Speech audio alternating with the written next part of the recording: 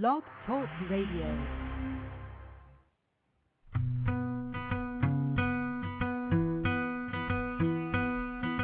Let's build a world, make it look better than this one. Light the old one up, watch it burn from a distance, a yellow flaming light. I can see in your eyes, 'cause this new world will be, it will be our biggest pride. Hello, everybody, and welcome to A Dose of Dr. Gwen. Today is Friday, April 16th, and it is almost the start of spring vacation here on the East Coast. We have a funny holiday called Patriots' Day on Monday, which I know a lot of you celebrate, but it's actually a state holiday here in Massachusetts. The Boston Marathon happens, and it's a big deal out here on the East Coast. People flock in from all around the world, and it looks like it's going to be a rainy and a cold one, so the runners are all gearing up to have a very cold Monday, it looks like. In fact, it's about 40 degrees here in the Boston area, and it's raining, and I hear white stuff is going to be falling, so I'm a little unhappy about that. But April vacation is always a challenging time for my family because screen turnoff week falls during that week, and we always end up going somewhere where there are a ton of screens. In fact, I'm not just saying a ton of screens. We end up in New York City usually, and Times Square is just the mecca of screens. I do try to get my family unplugged during spring break. It's a good time for us just to free ourselves of the tetherness of computers and iPhones and Blackberries and iPods, but we end up in the middle of Times Square where there are screens everywhere and TVs in cabs and screens in our hotel rooms and even in the elevators. So it is a very big challenge. So I thought this was the perfect time to do a show on how do you possibly be screen-free during April vacation, especially since a lot of us go places where there are just screens everywhere. This screen issue is a gigantic one. Let me quote you some studies without going too overboard, because it's shocking when you start thinking about the amount of screens that we all use every day. I'm willing to admit I am a total screen addict. Just today alone, I've had my computer on, and for doing this show, I actually have two screens on. I've got my laptop so I can see the switchboard in case somebody calls in, and it reminds me how many minutes I have left of the show. I have another screen up, a portable screen, so I can see the chat room, and it looks like American Heroes Radio is visiting in the chat room, so I just said hi to them on my little keyboard, and I have Twitter up in case people wander by that, so I have that going on the side. I have my iPhone next to me in case somebody pings me on that. And so I have a bunch of screens just sitting here in front of me, 3 in fact. The iPhone is silent at the moment, which is good, but I have these 2 screens going, and that is a lot of screens. And then throughout the rest of the day, we might have the TV flipped on, or we might watch a movie. So in a given day, I have at least 1, 2, 3, maybe 4 screens that I personally will view sometime during the course of my day. My kids will at least be inundated with probably the same amount because they also have their MP3 players, which now come with screens, and they are glued to the TV certain times a day, although we do try to limit that as much as we can. You know, we're not one of these families that tries to limit kids too much. They work hard during the day. So as long as they have their homework done and their after-school activities done and dinner's done, we actually let them watch some TV, and I'll get back to that a little bit later. But let me quote these statistics because these are just staggering. So, and I got to tell you, these are recent statistics. I went to Nielsen Wire, and they follow this really closely. This is as of March 22nd, 2010, and the title of this is Americans Using TV and Internet Together. 35% more than a year ago. So just think of that. People have their TV going and their internet. Now, sometimes you can do that at the same time, actually. From your TV, you can get internet, and we can do that. You can toggle your screen right there on the TV. You can actually access your internet from your TV if you want.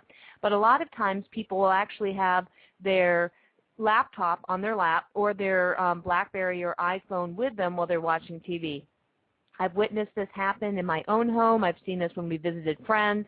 I've even seen when you go to the movie theater, people will watch a movie and whip out their iWhatever or BlackBerry while they're watching the movie. They just silence it, and they don't care about the little warning ahead of time. Please don't do that. But according to Nielsen, and these they do quarterly reviews, that people are using, in the last quarter of 2009, they are using the internet while watching TV 3.5 hours a month. That's up 35% from 2008. That is a lot. So that's 60% of viewers all ages. So if you look at the percentage of people using both simultaneously, as I said, it's 60%. Time spent doing that, and this includes DVRs, by the way. It looks like each week that's about 35 hours of TV with 2 hours of time-shifted TV with a DVR. So we are glued to these screens. If you look at age by age, they have a nice little table that starts about 2 years of age and goes all the way up through 65 years of age. But just looking at an average family, maybe going up through 50 years of age, where people are in the house with teenagers, on traditional TV, kids 2 through 11 are watching about 25 minutes of TV a week. Kids in the 12 through 17 age range are watching about the same amount, 23 minutes a week. Actually, these are hours. I'm sorry. These are hours a week. 18 to 24 watching 26 hours a week of traditional TV. The adults in the household are in the 30-hour range. So that is a lot of hours a week. I would imagine some of the families are watching this together, and other times the kids are watching it alone. Time-shifted TV, everybody is in the 1 to 2 hour range. Adults are watching more time-shifted TV than kids, which makes sense in given families because you're DVRing everything and then watching it later when your kids are asleep. I watch almost everything on DVR, I have to tell you. That's a more convenient way to watch in a busy family. And I do find ads annoying. We all get inundated with the influence of ads, and I'm hoping to do a show in the coming months on the influence of ads on our kids, because I think that's a huge media issue, and I'm very concerned about the influence of ads on young kids, especially with screens and internets. There was a good reference to it on the Good Morning America show today about how we're all getting really inundated with ads on the computer, and I find that incredibly annoying, and I think with our kids on computers more and more, we have to be a little bit vigilant about that. In terms of watching videos on the internet, believe it or not, our young kids are watching videos on the internet down to the toddler age. You just have to watch parents hand the kids an iPhone or a BlackBerry and turn on YouTube. So it's starting very young. And mobile subscribers, as soon as kids have cell phones, they are on watching videos a disproportionate amount for the teenagers than the older people. So we are all glued to these screens. Now, in terms of other statistics, I'm not going to talk too much more about statistics, but I do want to just let you know about a cool report you might want to look up on the internet called Kaiser Generation M2, hot off the presses in the last couple months. And this is sort of the definitive report that talks about what our kids are doing online for all mobile use and all high-tech use. And it's a great report that sort of captures how our kids use technology and their amazing ability to multitask, and summarizes this sort of screen use thing. And basically, our kids, 8 to 18, are incredible multitaskers, and they are totally on screens all the time. For TV alone, well, actually any entertainment media, they are in a typical day using some sort of type of media close to 7.5 hours throughout a day. So basically their entire work day, they're using something. Now that might be homework, they might be glued into their iPod. I was at a business meeting the other day, and every single teenager who wandered in was plugged into something, whether it was their phone, their iPod, they had a computer in their hand. This is the plugged-in generation, so they're on something. If you add media multitasking, where they're using two things at once, that number goes up to the 10-hour range. So our kids are plugged in. No question about it. People ask me a lot, well, does that have detrimental effects to the kids? Sometimes yes, sometimes no. It really depends on the child. Some kids can multitask incredibly effectively and block out the noise. Their social lives aren't impacted. They can get offline appropriately and focus on school and after-school activities. For some kids, though, they really can't handle the multitasking, and they need some official guidelines from us about time to turn off, let's go focus on homework or play a game. And I'm going to get to that in a couple minutes, how to get offline, because I think these weeks that are artificial where we force ourselves offline are really healthy. Now, in terms of portable screens, this is where consumption has really gone up for our kids, and why an upcoming week like next week that forces ourselves to think about turning screens off is so important. There has been a gigantic increase in portable use for our kids in mobile media consumption. According to Kaiser, it's almost doubled, up from 39% in Kaiser's original report, Kaiser Generation M, to 66% for cell phones, and 18 to 76% for iPods and MP3 players. And as I mentioned earlier, those things all have screens now. Kaiser has proven that parents don't have media rules. Very few, only about 3 in 10 kids report their parents have any kinds of rules. And most kids have a TV in their room. This report showed that. So we basically, this report kind of parallels what we know from Nielsen. Kids are plugged in, kids are online, kids use a lot of screens. So now the question is, what do we do about it? You know, like, what am I going to do next week? I'm heading down to New York. My kids are going to be in the city with me. We're going down to see a show, so that'll be good. Well, we're bopping about New York. But, you know, I was hoping to not have any screen time, and here we are. Well, I think part of it is, you know, while we're in the city, what we usually do is we stay incredibly busy. The way I plan a week like this is we start off visiting relatives. We keep all the screens off. I will not be using my iPhone, and I tell everybody I'm away. So everybody who knows me already knows that, well, I'm semi-home next week and then heading off to New York. I'm on vacation. So I'm starting off with a staycation and then going off on vacation, and I will not be checking email, doing any work, or responding to any, you know, media inquiries or anything like that. I am truly going to be on vacation, and I'm going to stick to that, and my kids will see me do that. So, you know, we'll call home because my husband does have to work next week, and we'll talk to Dad as we usually do. But other than that, we're not planning on using our cell phones. And when we're in the city, what we do is we plan our days. So we're so busy, we're not going to be in the room watching TV, and we're not going to be doing things like seeing movies. We're going to be doing things like going to museums and going to shows. And we're going to see a Broadway show, and we're going to go out to eat, and we're going to do some window shopping, and we're going to be everywhere that there are no screens, because that's what we're in the city to do. And we're in Long Island visiting relatives. We're going to go visit relatives, and we're not going to flip the TV on. We're going to talk to people and keep the screens off, because that's, again, what we're there to do. And when we have downtime, we'll read books. We're going to bring some books down, and my family loves board games. We love playing Scrabble and, you know, that kind of thing. So we're going to pull those out, and we're going to really make a conscientious effort to not do the types of things that we would do if we were just hanging at home where the Wii was free and maybe there was a DVD available. And we're just going to kind of get through the week. Now, the first few days will be easy because we're not going to be in Times Square.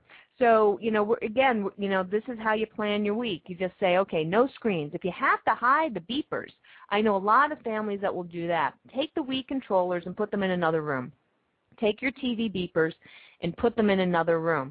Now, if you decide you want to be screen reduced and not screen free, you can do that too, where you can say, all right, we're going to be screen reduced through the day, but maybe watch a movie together, a family-friendly movie at the end of the day, then pull out the beepers and put on a DVD to wind down at the end of the day. That can sometimes be helpful if you have small kids at home. I wouldn't want you to have a hellacious end of the day trying to wind down your kids either. But it really, you can, you know, that's more for you than your kids, because I think you'll find after a day into this, your kids can settle in bed without TV. You can read to them. You can even put on music for all of you to listen to. The key is just not to be plugged in by headphones. Put it on the radio or put on a CD so you can all enjoy the music together. And I think you'll find you'll create more of that old-fashioned experience that we had at home. I found a couple websites that described some experiences of other people when they tried to get unplugged. If you go to a website called Technology Sabbath, they describe a movement where, just like people who are religious take a Sabbath, they advocate taking a technology Sabbath routinely and fitting it into your week. People that have tried this or tried to take a technology break routinely will describe that you almost get the jitters. It feels weird to not have your plug in your ear or be tethered to your phone, and you can almost feel like you're missing something. But if you make it part of your routine, then when you decide to do it or go on vacation or you don't have it, you don't miss it. So if you go kind of cold turkey next week, which is the official National Screen Turn-Off Week, then you will find yourself kind of freeing yourself from that need to check blogs and email. You'll realize life goes on, that you're not missing out on something.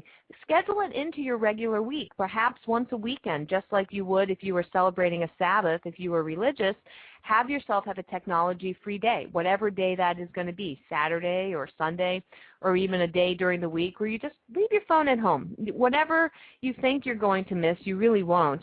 You could have a phone turned on vibrate for emergencies if you think you need that, but we used to all survive just fine without cell phones, and we can do it again if we really needed to. It's good for our kids to see that as well. They don't need the vibration of their texting from their friends all the time. And if you have kids who text, watch them closely as they get texts from their friends, because initially they enjoy it, but then they can cross over to this point where they almost get nervous, where they don't know how to disconnect. I know my teenagers do that. As a lot of you know, I've got two kids, a 12-year-old who's almost 13 and a 15-year-old who's almost 16. And as the day winds down, they almost go into technology fatigue. So what we've started to do is give them gentle reminders as it approaches maybe 7:30, 8, 8:30 at night, every day routinely. Just shut it off. Just shut off your phone completely. Power it down Facebook. Tell people that you'll get to them the next day. And as they've done that more routinely and they see us doing that, they start feeling better. They kind of collect themselves. We're all able to sit around the table as a family and talk. And they find that very freeing, and it's less noise. My oldest daughter will tell me sometimes she feels there's a lot of noise in her day, and we've been able to point out that some of that noise is from the constant bombardment of technology in her life, that she and her friends feel this need to connect all the time, and that can create a lot of noise and create a lot of distraction. Now, in terms of family meals, one place that a lot of experts have been focusing on is the value of the family meal, but an unplugged family meal. Try this out next week, where all of you just, whether you're on vacation or whether you just are not having school vacation, but you just try it out in your week, where you have an unplugged family vacation, where everybody puts the phones, turns them off, puts them in another room. You don't have the TV off. Just have a nice meal where you all talk, share stories about your day. Even if you order in pizza, but you're all around the same table, it's very freeing. You'll find you connect with each other much better. And if you're a regular part of your day, even if it's a family breakfast or if you're all home around a time to have a snack before bed, whatever it is, if you can get around that meal table once a day, that is probably the best way to bond as a family and the best emotional and developmental protection for our kids. Studies have actually shown that kids who have that in their life once a day, and actually the magic number is 5. If you can get that 5 times a week for them, it's very protective about helping them stay nurtured, feel loved, and protect them against things like wanting to do drugs and alcohol, and they actually do better in school. So there is a body of science around this. And sometimes the best times to try this is around vacation, because we do have a harried life. People come and go. Some families can't accomplish this with both parents at home. Don't worry about it. It's not a huge deal. You can just go with who you have at home and then regroup on the weekends when you're all home. I don't like to advise people to do things that are artificial for your life. So if mom and dad aren't both home, alternate. Maybe mom sits around the table with everybody one night and dad does it the next, and you all gather on the weekend. If you're in a single family home and or you have a split arrangement where the parents, where mom and dad live in separate homes and the kids spend time in different homes, just make sure the kids spend time with each parent when they're with the parent, and that's protective. You want to just make sure that the kids are feeling the connection to each parent they're with, and go with the arrangement that you have for those kids. So you want to just make sure that you preserve that, and you do it without screens. So that is my advice for that. So next week, I'll continue to keep you all filled in. I'm not going to blog next week. I'm staying totally unplugged. But when I get back from vacation, I will let you know how it's all going. In fact, actually, when I get back from vacation, I'm going away on another trip to a conference, and I'm going to attempt to stay unplugged for 2 weeks. That will be very interesting for me because, as you know, I'm kind of in this high-tech world, so I've never really gone that long unplugged. So I'm wondering how it will all go. So that will be quite unique. Now, to help your friends stay unplugged, there's a really cool website called unplugyourfriends.com. When you go to it, it's very cool. You kind of get this earthy, crunchy message. It's got this nice floral background, and it's got this cool, fun graphic on it. And then you can send this invitation that says, Dear Blank, I send this letter because and then it says care, because it's getting annoying, because I'm not sure you're still alive, because I know what it's like, or because you're creeping me out, dude. And then you go to the next one, and it says, this is an intervention. It's time to admit you have a problem you're addicted to, and then your choices are your computer, your Crackberry, updating your Facebook profile, instant messaging, texting, video games, downloading ringtones, or tweeting, and you just pick the one that you want. I'm worried you're going to become, and then you get to choose, become a LOL cat lady, develop enormous thumbs, you're going to become a zombie, you're going to forget how to say words out loud, or you're going to legally change your name to Ferret LVR 83. So I think those are great choices. And then the final choice is, when's the last time you, and you can choose, saw the sun, laugh out loud instead of LOL'd, saw a text sit for 5 minutes, asked a human being instead of asking Google, saw an uncaptioned cat, did something not involving a screen.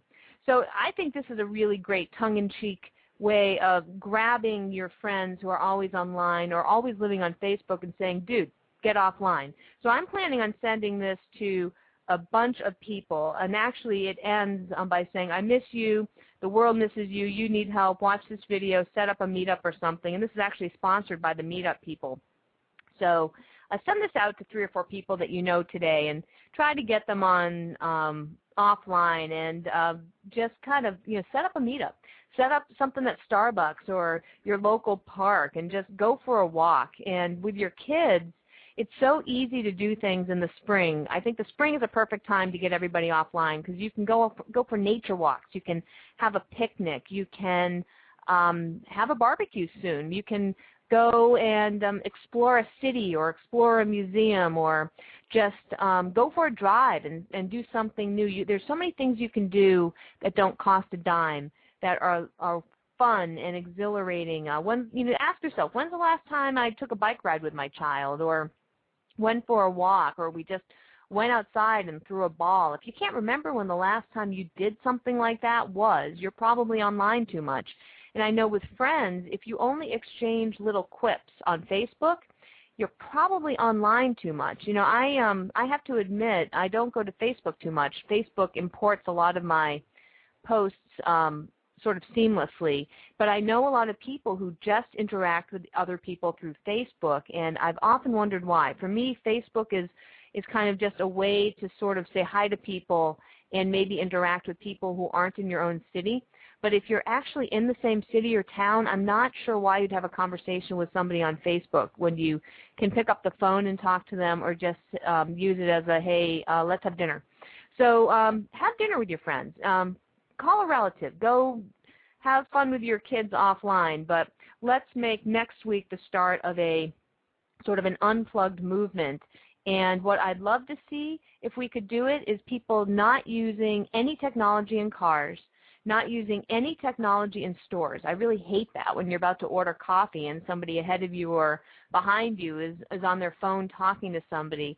Not using technology in grocery stores or the mall. Let's just clean up the world and save cell phone conversations for privacy again and not text when we're in dangerous situations like the car, and maybe not be plugged in so much that people can't have a conversation with you. And if we could go back to some of those basic P's and Q's, I think our society would be a lot happier, but that's just my opinion. But I also think our kids will grow up as adults having a lot more social sense and being a lot happier too. I think for some of us, we're the last generation that remembers what it's like to be unplugged. So I feel a little bit of a burden to show my kids a slice of that and just give them an option. You know, they're growing up with all this technology as very much a part of their life, and I don't really want them to have that much technology in their life, because then my grandkids might never know what it's like to just take a walk through a park without something plugged into their ears, and that would be very sad. So unless we all want a world like WALL-E in the movie, I think we have to just get ourselves unplugged just a tad more. So let's start with next week and start by cleaning up our cars and our social places and see how it goes. So, you know, email me, drop me a DM, and let me know how your unplugged adventures go. I think we're all going to have a little bit of a struggle with this, but I have no doubt that it can be done, and I think we have to have it happen. It's just kind of the way of the world. Let's get some of these statistics numbers down. On another note, Mother's Day is around the corner, and that is what my next show is about. On Friday, May 7th at 11 a.m., Jen Singer, who is a journalist, a very funny author that a lot of you might know from her online work at mamasaid.net or her Good Housekeeping articles, which are hysterical. She is joining me to do a very special Moms Rock show. We are going to talk about everything moms, the good, the bad, and the ugly. Being a mom has been one of the probably the most wonderful and challenging experiences of my life, and I know Jen's life too. There's a lot of funny moments about being a mom, a lot of challenging moments. It brings out the best and the worst of people, and we're going to talk about it all in 3 weeks. And I'm not going to have a show until then because I'm going to be unplugged next week and the following week. So I figure in the spirit of unpluggedness, I'm going to practice what I preach, and I hope you all do too. So everybody have a wonderful couple weeks, and I will see you when I get plugged in next. So everyone take care and have a wonderful couple weeks with your unplugged adventures. And I will take the show out with Joe Coolidge's Story of My Life.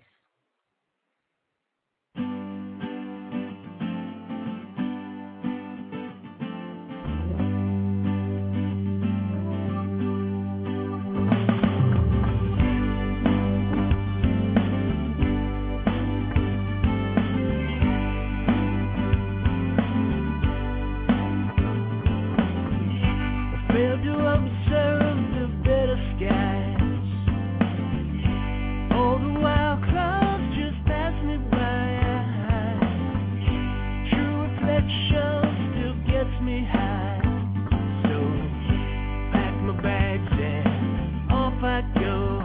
I'm gonna fly.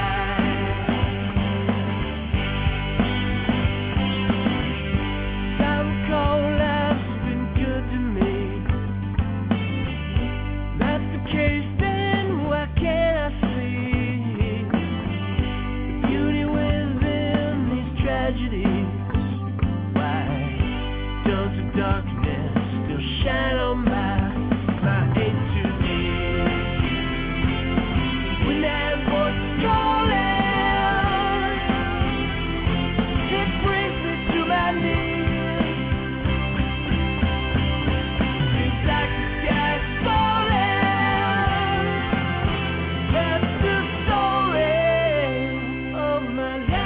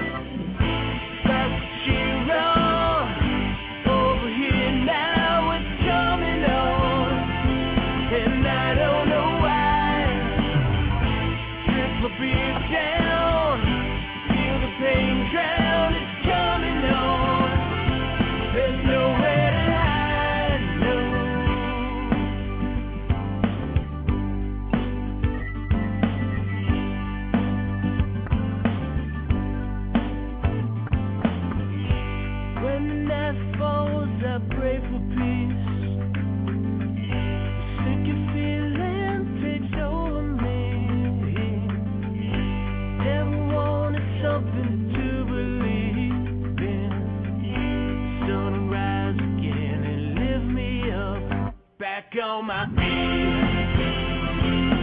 When that voice calling, it brings me to my knees. The black sky's falling, that's the story of my life. When that voice calling, it brings me to my knees. The black sky's falling, that's the story of my life.